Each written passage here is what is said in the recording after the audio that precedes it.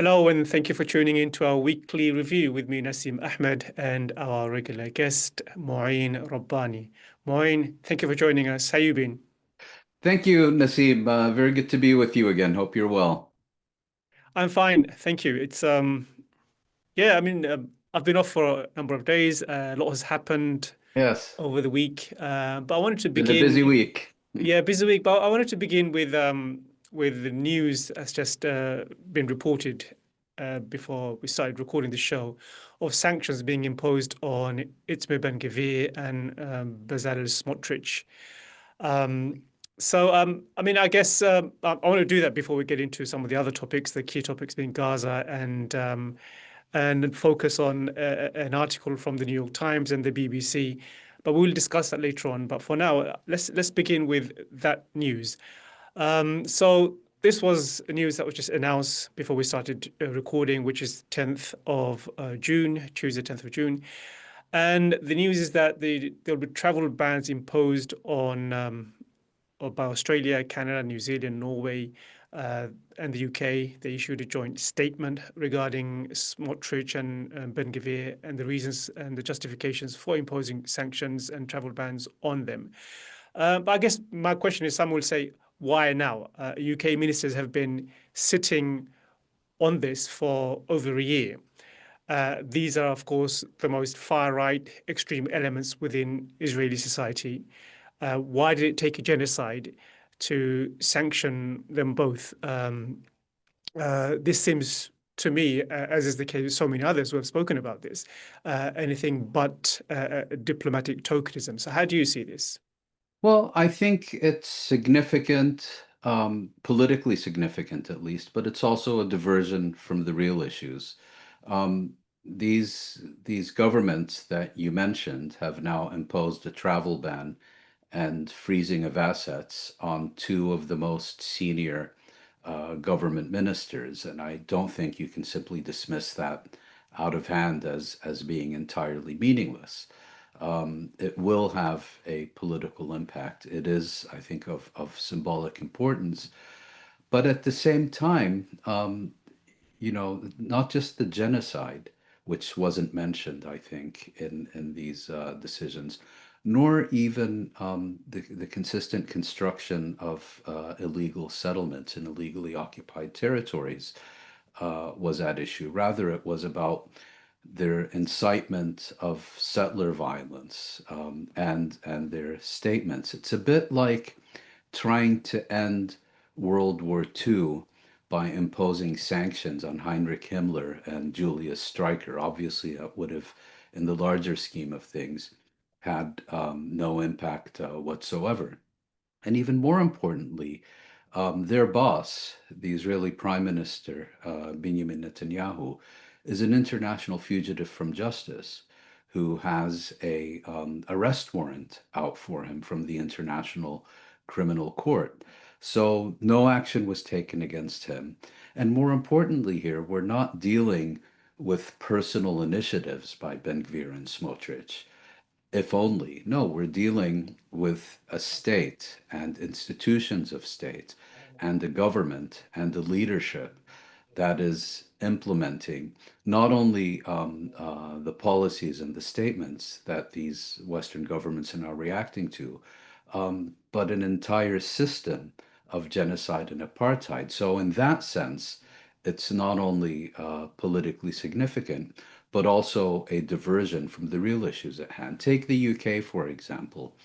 There is incontrovertible evidence that Great Britain is continuing to conduct intelligence overflights more or less on a daily basis over the Gaza Strip to collect intelligence for the Israeli military in the context of what any specialist who has looked at this, whatever human rights organization that has looked at this, has long since concluded is a genocide. There's no indication that's going to stop. The weapons deliveries to Israel, with which Israel is committing this genocide, and for that matter, conducting widespread destruction and pogroms in the West Bank. None of these weapons deliveries are going to stop. So, this can't and shouldn't be dismissed out of hand. It is significant. It is politically symbolic, which is nothing to sneeze at. But at the same time, it's also a diversion from the real and much more serious issues, both in terms of what Israel is doing and in terms what many, not all, but many of the governments that have signed on to this measure are doing as well. Let's pick up on your point about some of the more serious issues. Um, Many will say this cannot be taken seriously because Ben-Gvir and Smotrich represent the heads of the Israeli settlement movement. And here in the UK and elsewhere, we've seen an attempt to criminalize the boycott, divestment, and sanctions movement, which targets specifically Israeli occupation, Israeli settlements. And by criminalizing such a peaceful initiative campaign, uh, these governments are showing that they're not really serious about addressing the root cause of the issue, symbolically going after individuals like Ben-Gvir and Smotrich, which, as I said, is a really low bar because they do represent some of the most fascist elements of Israeli society. So it's a very low bar for them to clear.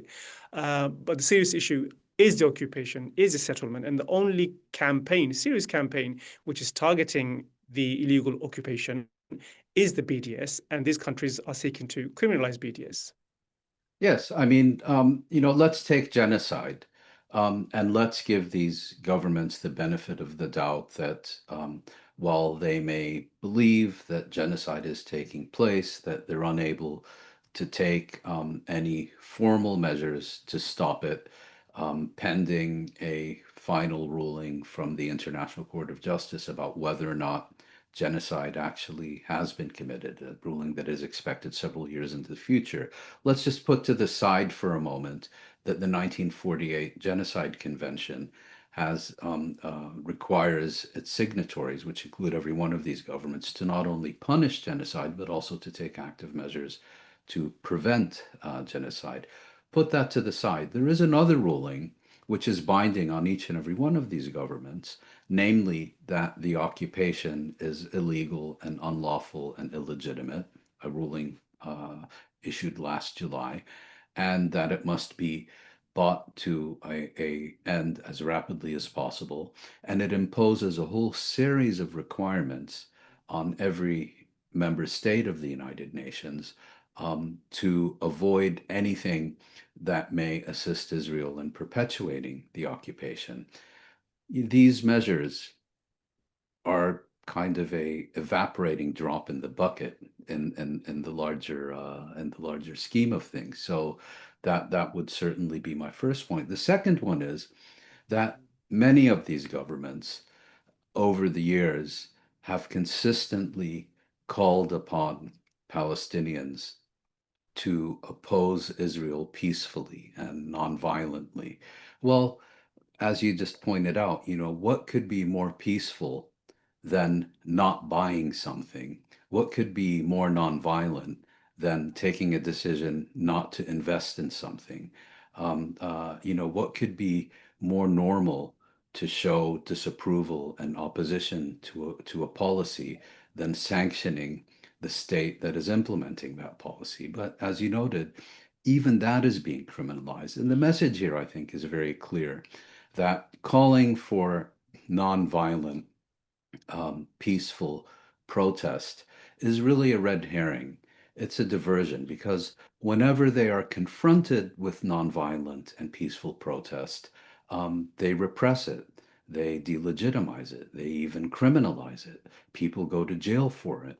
And so the real issue here is that these governments, not all, but many of them, have a basic point of view that not only do Palestinians not have legitimate grievances, but even more importantly, they do not recognize any protest, any opposition, any resistance to either Israel or to its policies in the illegally occupied territories as legitimate. The concept of legitimate resistance to them by definition does not exist where Israel is concerned. It's, the Israel exception to international law, the Palestine exception, to human rights. We've seen that, I think, most clearly in the United States and Great Britain, but they're far from alone in terms of the policies that they have adopted. And you know, one could potentially make a distinction here and say, you know, it's Israel's illegal occupation and the policies that promote that occupation that should be targeted, and only that. But even then, you see all kinds of demonization and delegitimization and even criminalization of activities that specifically focus on sanctions or any opposition, even to Israel's rule in the occupied territories. So, you know, they're talking out of both sides of their mouth. You demand peaceful and nonviolent protest, then you impose sanctions on that protest. Mm. We will circle back to this story because one of the topics we'll be discussing later on is the U-turn by UK and France on recognition of a Palestinian state later this month. And given that the sanctions on Ben-Gvir and Smotrich was couched within the framework of seeking a two-state solution, I think there's a lot of hypocrisy here on Yes. the one hand. Yeah, so we'll get back to that. But I want to begin our conversation about Gaza by focusing on an article that was published in the New York Times last week about how Netanyahu is arming armed criminals and militias to further his goals in Gaza, let's just say. And I mean, we've spoken about this many times. We spoke about this last week, and the stories we've been discussing here, the source of that is Palestinians on the ground, Palestinian journalists. And as is often the case, you know, most of the mainstream media only picks up these stories only when it's compelled to do so. And it seems to be the case here. So the New York Times article points out that Netanyahu is funding and arming, these armed militia groups in Gaza.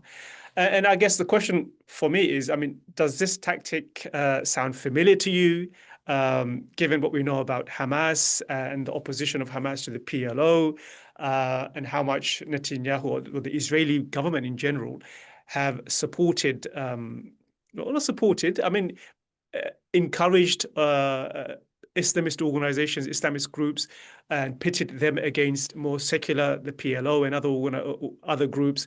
This seems to be a version of that, though in this case, it seems to be that they're doing it with really extreme elements in Gaza, people who are, you could say, are ISIS and Daesh members, and they are fueling and arming these individuals. And if we look back at history, this can only cause more chaos, more bloodshed, and more Yes. instability. Yes, well, there's a lot to unpack here. I'd like to start with your first point about how this issue registered on the radar of the mainstream media. Of course, Palestinian journalists have been reporting about this for some time, but on the one hand, they're dismissed under also their reports are dismissed under all sorts of spurious pretexts by journalists who also don't have the courage to say that the reason they can't go into the Gaza Strip and verify or disprove these reports is because Israel is preventing them from entering the Gaza Strip, and they appear to be totally fine with that. The second issue is that the reason we are now talking about this, at least why the mainstream media is now talking about this, is because a statement was made by Avigdor Lieberman, a former close associate of Netanyahu, a former defense minister in one of his cabinets, one of the far right leaders in Israel, but he used to be actually Netanyahu's chief of staff or head of his office. And as with virtually everyone else who has a close relationship with Netanyahu, they eventually had a bitter falling out. And Lieberman came out with a statement, excuse me, that Israel, at Netanyahu's direction, was funding gangs in the Gaza Strip that were aligned with ISIS. And Netanyahu then came out and said, actually, yes, we are supporting clans that are opposed to Hamas, and that Israel is doing so not at the initiative of Netanyahu, but at the recommendation of the security forces, which appears to be another one of his serial untruths, and that Netanyahu saw nothing wrong with it. So I think it was the buzzword ISIS that got the Western media interested in this. Now, if you look at this closely, these are often these groups that Israel is supporting are sometimes being portrayed as ISIS clans or extended families that are aligned with ISIS. That's actually not the case. What these are criminal gangs that, in some cases, have affiliations with ISIS that appear to be linked to other gangs in the Sinai Peninsula that are either ISIS or work with ISIS, but their main activity appears to be not so much ideological as criminal. The head of this particular gang, Yasser Abu Shabab, made his name as a drug runner and had been in prison in the Gaza Strip for these activities. And he and a number of his key deputies have in fact been disowned and disavowed by their families and by their clans. So the idea that here we're dealing with clans rather than criminal gangs is not entirely accurate. And they cooperate with ISIS. They're affiliated with ISIS. They're in some cases aligned with ISIS, but they're not, let's say, their motivation is primarily criminal rather than ideological. Though, having said that, it also needs to be pointed out that starting on October 7th, every Israeli leader who could get near a microphone, and then amplified by every Western leader who could get near a microphone, most prominently Joe Biden, not only immediately began comparing Hamas to ISIS, but even routinely making the statement that Hamas is even worse than ISIS. Well, lo and behold, once again, every accusation is a confession, because who was arming ISIS, if you want to put it that way? Who was working most closely with ISIS? It's Israel, uh, not not uh, not Hamas. And you mentioned that this could be compared to Israel's encouragement of the Muslim Brotherhood and of Hamas in the occupied territories during the 1980s and early 1990s. I don't think it's a very good analogy, as the Muslim Brotherhood and later Hamas was a political movement and then became an armed national liberation movement as well. And Israel did not establish these movements, but certainly when they were primarily politically quiescent, it indirectly supported them and it encouraged their activities in order, the typical approach of divide and rule, the typical approach of sowing chaos and confusion in Palestinian ranks. And it hoped to encourage these groups in order to weaken the PLO and its constituent organizations. Well, that worked in some respects, and of course, today the largest and most organized and most popular Palestinian organization is not the PLO or any of its constituent factions, but rather Hamas. What I think we're seeing here is something different, because again, these groups are primarily criminal gangs. They may call themselves popular forces, but they're not an ideologically based movement. They're not a popularly based movement. They're not a political movement. They're criminal gangs collaborating with the Israeli occupation. And the prospect that they can hold even a square millimeter of Palestinian territory without the direct support of the Israelis is exactly 0.00. And therefore, I think a much better analogy for them is not the way that Israel sought to encourage the Muslim Brotherhood in the occupied territories, but rather the collaborationist South Lebanon Army in southern Lebanon during the 1970s and until Israel was expelled from southern Lebanon in 2000. And the minute the last Israeli soldier left southern Lebanon, the South Lebanon army ceased to exist, and its forces went scurrying into Israel in order to avoid accountability for their collaboration in Lebanon. I think that's a much better analogy. Mm. I wanted to quote back to you a quote from the New York Times article. Uh, it said that Israel's decision to arm these militant groups offered a window into the country's struggle to find an alternative to Hamas's rule. I mean, to me, that seemed like clear misinformation. There has been alternative to Hamas's rule. Hamas has actually said that it will disarm as part of a negotiation for a ceasefire. The PA has said that it will govern the West Bank as part of a much broader deal. So this seems to be another propaganda by the New York Times about exactly what Israel's motivation is when it comes to arming these militants and criminals. Precisely. I don't think that Israel is arming and supporting and supervising and deploying these gangs in order to create an alternative to Hamas, because Israel has been very clear from the beginning.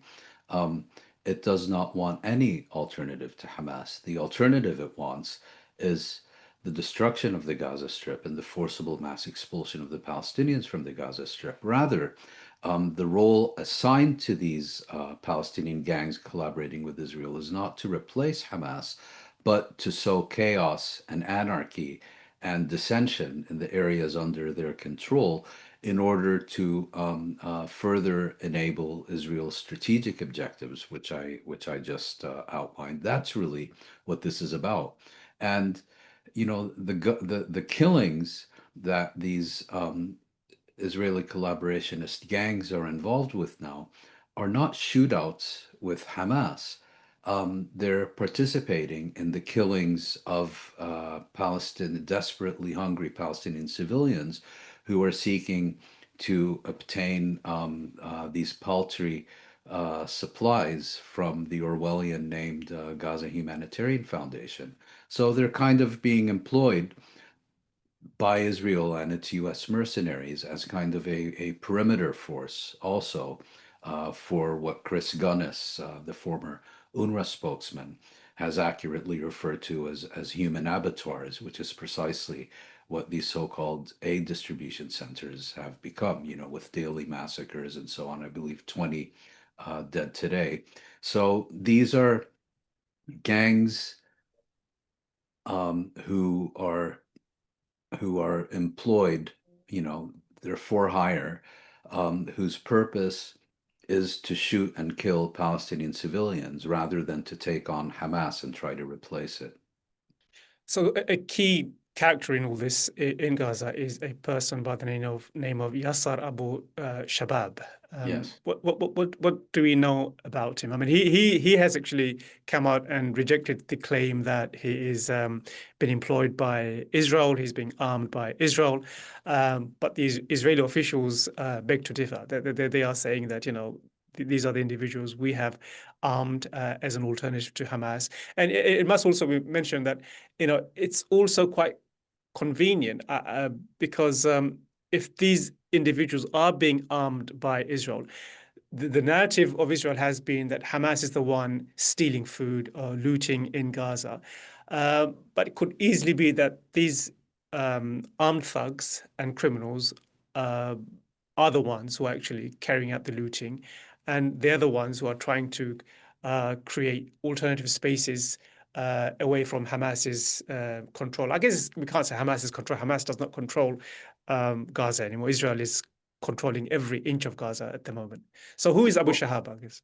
Well, Israel is not in physical control of the entirety of the Gaza Strip. It is in control of increasing parts of it, but even there, its control is often contested. But I would agree with you that Hamas's capacity to govern those other areas of the Gaza Strip and to impose law and order there is severely diminished, in significant part because Israel has also targeted precisely those elements of the Palestinian government in Gaza that are responsible for securing aid distribution, for law and order, and so on.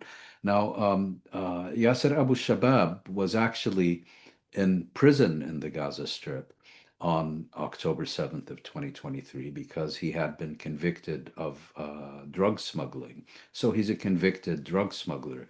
He, along with every other prisoner in the Gaza Strip, was released on that day out of fear that Israel would bomb the prisons, just like it has bombed everything else in the Gaza Strip and kill the prisoners. And then he reconstituted his gang and was eventually hired by and armed and deployed by the Israelis. And it's not that it's reasonable to assume that his criminal gang is involved in the looting of aid. We know that they are the ones responsible for virtually all of the looting of the humanitarian aid.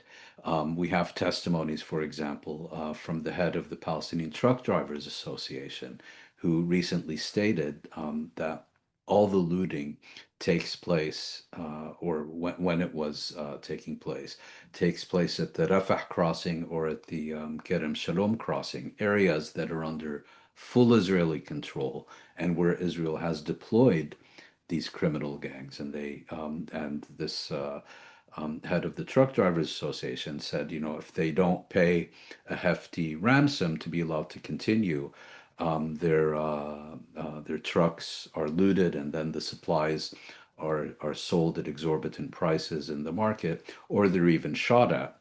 And so, of course, the accusation is that the UN and UNRWA needed to be eliminated from the aid distribution effort because they're front organizations for Hamas, and that's why Israel had to set up this alternative, because out of their devotion to Palestinian welfare, and to make sure the aid actually reaches those for whom it is intended. Well, here once again, not only is every accusation a confession, but every accusation is also a statement of intent.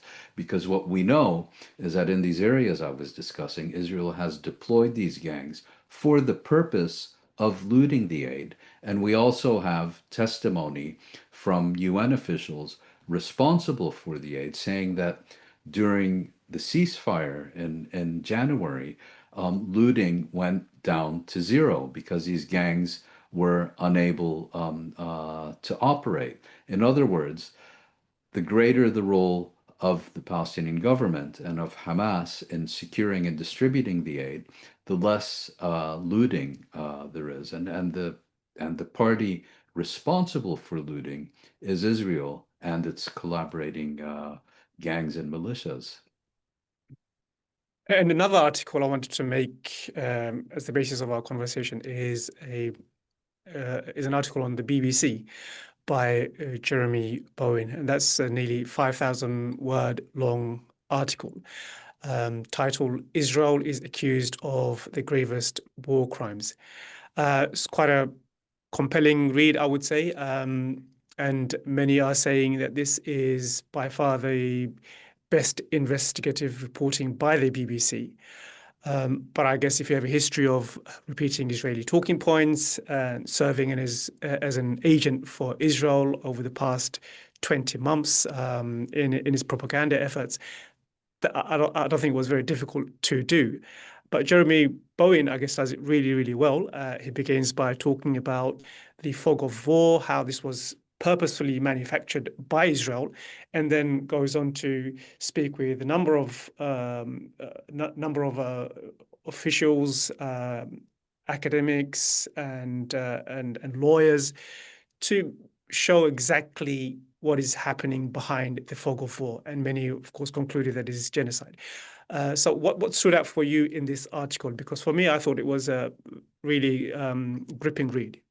Yes, it was. And just to be clear, Jeremy Bowen is a very serious journalist with a long record of service in the Middle East as well. People may remember his on-site reporting from the American bombing of the Al-Amiriya shelter in Baghdad in 1991 during the Kuwait War, and many other outstanding reports. But it's quite clear that he and many of his colleagues, certainly since October 2023, have been thoroughly muzzled by BBC management, which has decided that its journalistic mission is to make the world safe for genocide. And you know, there have been all kinds of reports of dissension within BBC ranks and so on. So here it seems Bowen has been permitted to do what he does best, which is serious journalism. And he's produced, as you said, a very compelling report. It's available on the BBC website, and I would encourage everyone to read it. The only additional comment I would make, in addition to what you said about the report, is that the headline says something along the lines of governments will have something to answer for many years. I think, you know, it was a reference to Western governments and their tacit or active support for Israel, and that it will come back to haunt them.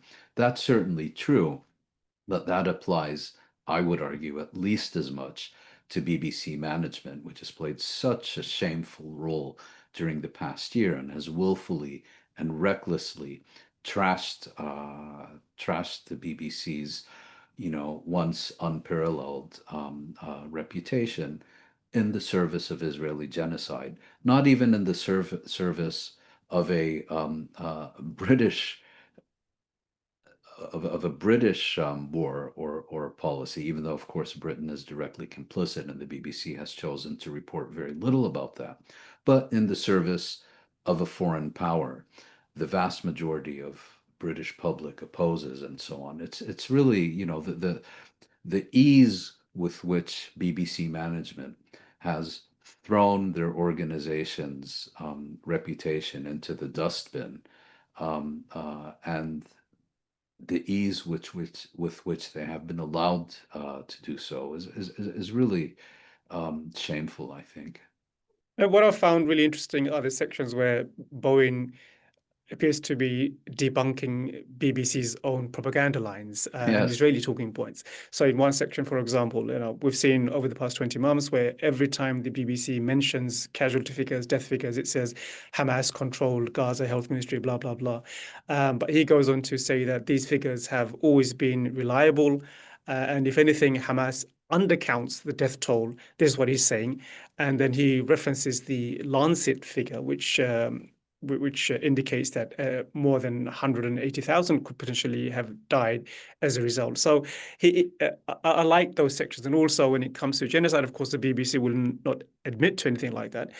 But he cites Holocaust survivors like Professor Blackman, who says that Israeli politicians have for many years used the memory of the Holocaust as a tool to attack governments and public opinion in the world, and warn them that accusing Israel of any atrocities towards the Palestinians is anti-Semitism. So he's really bringing in powerful individual, powerful quotes, and debunking the BBC's own propaganda lines and Israeli talking points. I find that to be really refreshing. Yeah, excellent point. And as you know, the editor of the BBC website is a Netanyahu sycophant and acolyte by the name of Rafi Berg. You know, he must have been off duty during the finalization and publication of this article. Maybe he had too much to drink that day. Who knows? Or you know, what's an even better possibility is that opposition to his Stalinist management of the BBC website and insisting, you know, on Hamas run this and Hamas run that, that the opposition simply became too overwhelming, and he was left with no choice but to approve this article for publication. I mentioned circling back to Ben-Gvir and Smotrich. So one of the paragraphs in the statement that was issued in the joint statement, he said that we are steadfastly committed to a two-state solution Right. and will continue to work with our partners towards its implementation. Quote. So last week we saw France and the UK doing what to me was another humiliating U-turn in recognition of a Palestinian state. For months now, they were building up to making this grand announcement in a conference in New York, sponsored by Saudi Arabia. And this was supposed to be the moment where they declare or recognize a Palestinian state. But they haven't. Now they say that they will not be doing that. And so how do you read this? On the one hand, here today, they issue this statement and couch this within the context of a two-state solution and their commitment to it. And on the same week, France and UK do this humiliating U-turn. Yeah, I wouldn't describe it as a U-turn, and for the following reason.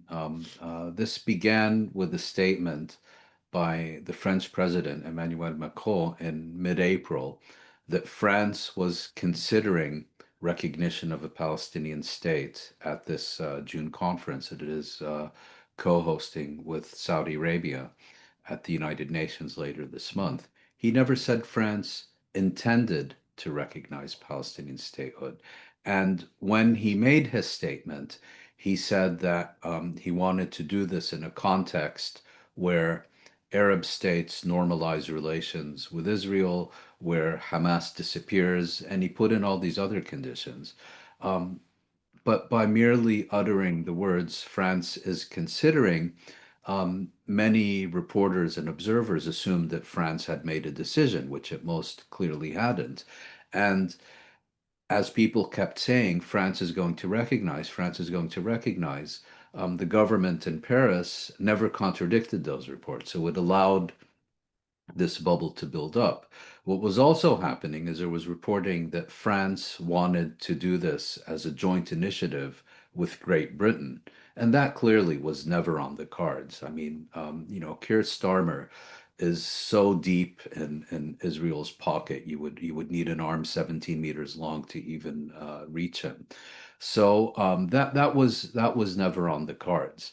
And what France has done now is merely reiterate that its recognition of Palestinian statehood is dependent on a number of conditions that are impossible to achieve. So I already said in April that it's very unlikely that France was going to do it, and France has now confirmed that its version of a two-state solution is total and unconditional recognition of Israel, conditional, eventual, potential, possible, based on impossible conditions, recognition of Palestine. So, for these governments to claim that they actually support a two-state settlement is absolute hogwash. They allow Israel to undermine it with total impunity. They impose no consequences on the daily expansion of Israeli settlements in the West Bank. They seem perfectly fine with genocide in the Gaza Strip. The Gaza Strip is supposed to be part of this Palestinian state. It's basically a pile of rubble now. So to attach any credibility to any Western leader who claims to support a two-state settlement, it's really just diversionary camouflage to cover what's, to focus on potentially something that might happen in the year 3800, so that we don't focus on what's happening on the ground now. And talking about diversionary camouflage, we saw again last week the deep commitment Western officials have for Israel, and a classic example was this report that came out by the Middle East Eye, showing how David Cameron threatened to defund and withdraw UK support for the International Criminal Court. So this was in April 2024 when the ICC, Karim Khan, was seeking to issue arrest warrants for Benjamin Netanyahu and Yoav Gallant. And the extent to which David Cameron went, he was at that time the foreign secretary. Of course, he was at one time the prime minister. the extent to which he went to block the ICC shows a kind of commitment. As you say, there's a camouflage behind which most of these Israeli foreign Western leaders they'll say one thing, in this case, support for a two-state solution, imposing sanctions on Ben-Gvir and Smotrich, but behind the scene, the commitment they have to making sure Israel and Israeli leaders are protected is incredible. So, talk us through this new investigation by the Middle East Eye about the extent to which David Cameron threatened to defund the ICC. Yes, well, this is a report, I believe, by Peter Oborn for the Middle East Eye, which reveals that when it became apparent that the pretrial chamber at the International Criminal Court was going to approve the prosecutor's application for arrest warrants for the Israeli Prime Minister and then Defense Minister, that David Cameron, who was at the time the British Foreign Secretary, called the ICC prosecutor, Karim Khan, and basically tried to threaten and bully him into rescinding those applications, and directly threatened that if these arrest warrants were issued, that Great Britain would defund the ICC, and I think threatened even to withdraw British participation in the Rome Statute. In other words, to act like Hungary and petulantly leave the International Criminal Court because it is performing its job. And that we've discussed this many times, Nassim, and here we have direct confirmed proof that Israel's Western allies and sponsors are perfectly prepared to burn the international system down to the ground, to destroy any and every institution that tries to hold Israel accountable for anything, because Israeli impunity has become a central tenet of Middle East policy, of foreign policy for these states. And anything that gets in the way, including institutions that they themselves have created and funded and used for their own purposes, any institution that gets in the way will be demolished if it gets in Israel's way. Hardly,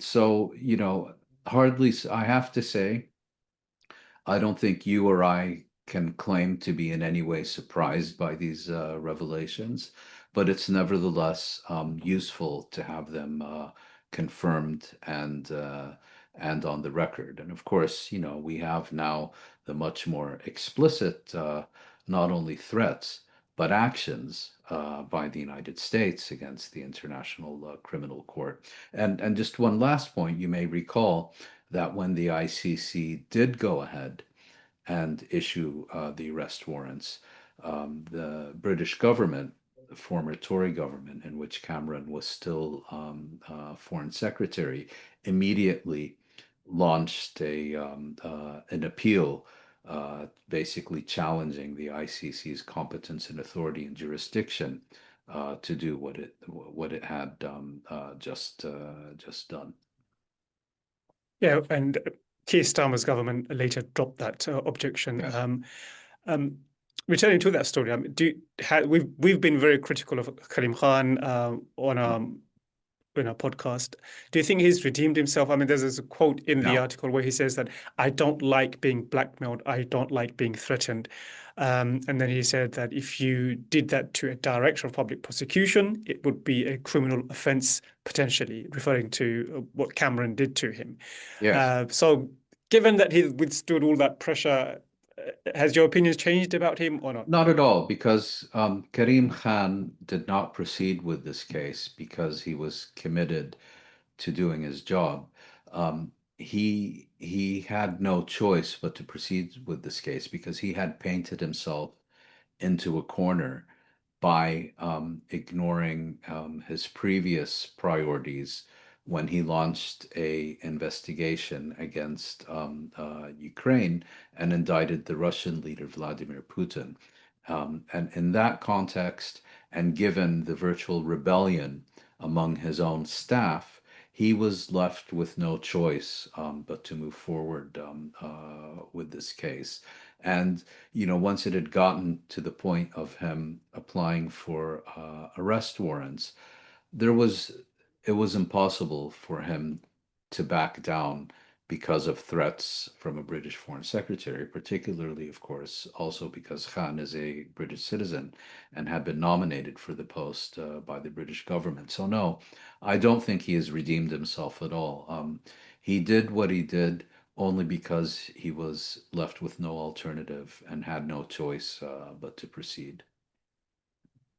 And on the question of just how committed these governments are to defending Israel, there was a report that came out this week. Again, 300 staff from, I think, the Foreign Office objected or protested against what was happening in Gaza, the um, and the response to them was, if you don't like it, Leave. resign, Yeah.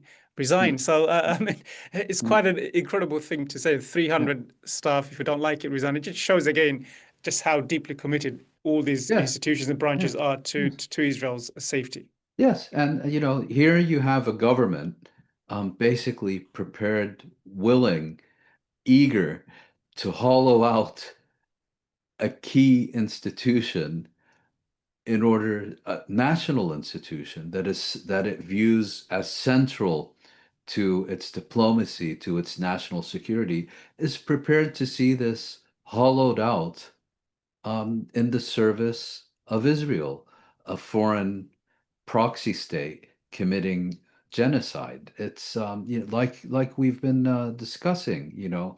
These are states that are prepared to burn the world down to the ground in order to preserve the principle of Israeli impunity, not because they're controlled by Zionists, but they're not being blackmailed. They genuinely believe in what they're doing. They passionately believe in what they're doing. Mm. And talking about burning the global system to down, global system down, we saw another instance of Israel going into international waters and kidnapping, literally, the ship, the Gaza flotilla that was bound taking humanitarian aid to Gaza.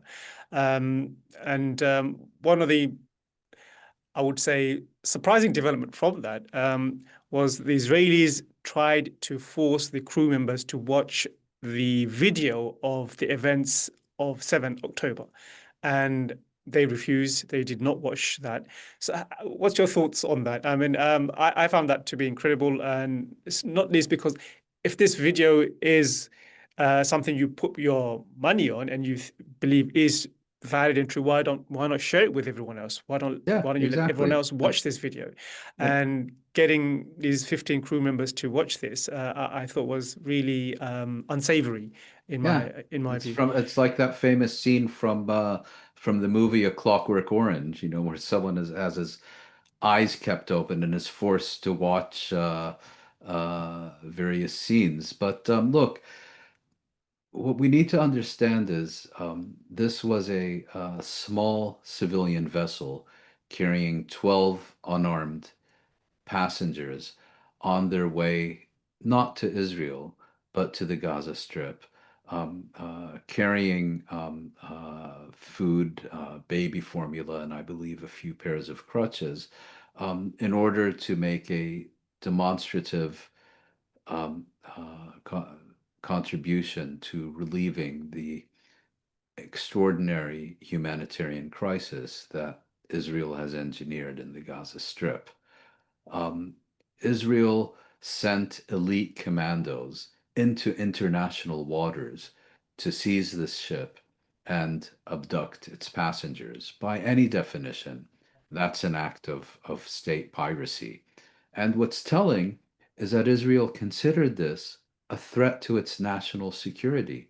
Well, if it considers these 12 activists a threat to their national security, I think that helps explain why they're slaughtering tens of thousands of Palestinian civilians, who they consider not just a threat to their national security, but to their very existence. So it abducted these people, um, and then brought them into Israel, which again, we have to recognize, understand, they were not seeking to enter Israel.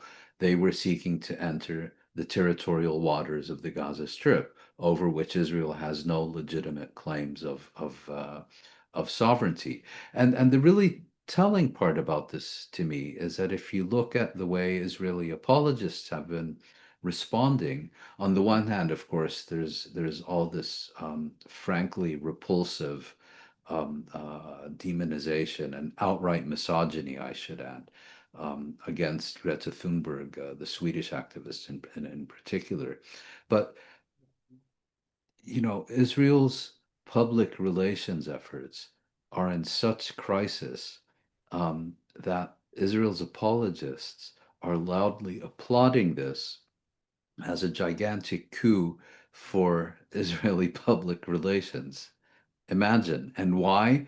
Because the commandos the pirates, I should add, who seized the ship and abducted its passengers, released pictures of them offering sandwiches and bottled water to those they had just abducted, as if this didn't highlight the crisis in the Gaza Strip that motivated these people to set sail, as if it didn't highlight Israel's total and exceptionally cruel control over the supply of food and water to the Gaza Strip. And the other aspect of this that struck me is the absolute silence of the governments involved. It was a British flagged ship. Half the passengers are French citizens. One of them is a member of the European Parliament. Crickets. They basically said something along the lines of, if we're asked for consular assistance, will provide it. And I think the Swedish government went even further and said, it's their responsibility. They were told not to go there, so they won't get consular assistance. Now, imagine if this had been a civilian vessel carrying a member of the European Parliament and 11 other European citizens, including a prominent activist, carrying medical supplies to deliver them to the White Helmets in Syria 10 years ago. And imagine if the Syrian Navy had come out and seized the ship and abducted its passengers, exactly like Israel just did. There would have been immediate and universal howls of outrage. The Security Council would have immediately convened and passed, at least 7,000 resolutions condemning and threatening the Syrian government. But again, as we've discussed repeatedly today, there's the Israel exception and there's a Palestine exception. And here we've seen it applied in the context of Israeli attacks, once again, on European citizens. Yeah, another example of Israeli exceptionalism. And I guess I want to end with a story about the limits of that exceptionalism and talk about a court case in the US involving a figure known as Eyal Yacobi. I Yeah, think or evil lobotomy, as I call yeah, it. yeah. So he's one of the biggest propagandists on X for Israel, and the viewers, you may know him as this. There's a video of him where he stands next to the Speaker of the Speaker, House, yeah. Mm. Johnson, where he says, "I do not feel safe. Let me be clear. I do not feel safe." And he's speaking about being targeted as a Jew in his university, the University of Pennsylvania.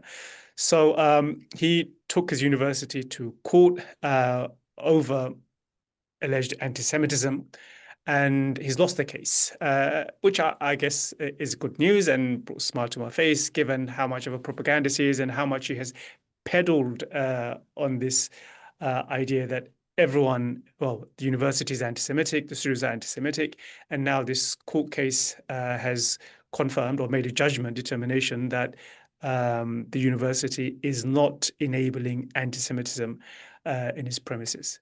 So I was Yes. Well, they say even a broken clock is right twice a day. But this Jacobi character is such an astounding charlatan that, he's not even right once a day. And in this case, it's part of this anti-Semitism hoax. that universities have all turned into kind of Hitlerjugend camps and so on.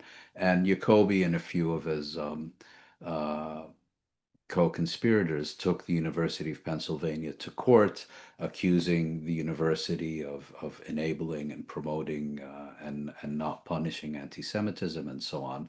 And the ruling was quite interesting. I mean, the judge, for all intents and purposes, called the plaintiffs, called them out as charlatans, and stated, I think I'm now quoting verbatim, that their main complaint seemed to be not anti-Semitism, for which they provided zero evidence, let alone proof, but their main complaint seemed to be that there are views other than their own.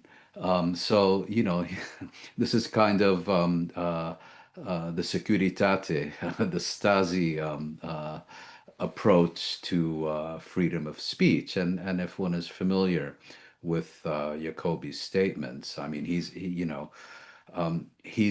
far to the right of the far right. Let's put it that way. And it's hardly surprising that he has made it his life's mission to suppress any view that does not closely reflect his own. And he's now been called out by a judge as a charlatan whose mission is to suppress viewpoints rather than anything to do with anti-Semitism. So I think, now that we have an official ruling that this guy is a serial fabulist, perhaps it's time to just begin safely ignoring him.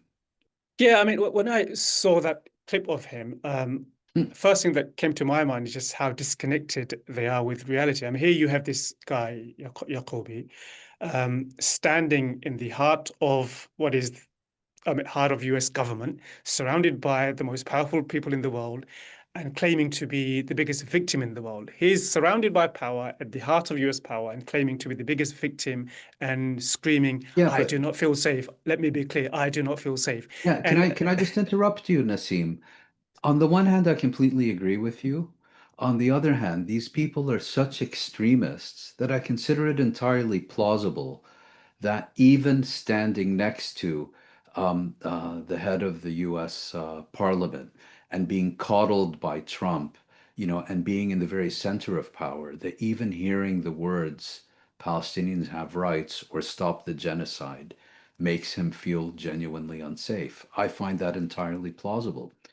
Does it amount to grounds for a court case? Well, the judge basically told him to take a hike. yeah, I agree with you there. So it's been fantastic, Moin, as always, talking to you. And Likewise, thank you. that was my guest, Mouin Rabbani, joining me, Nassim Ahmed, for our weekly roundup of events in Palestine. Thank you for joining us. See you next week. Bye bye.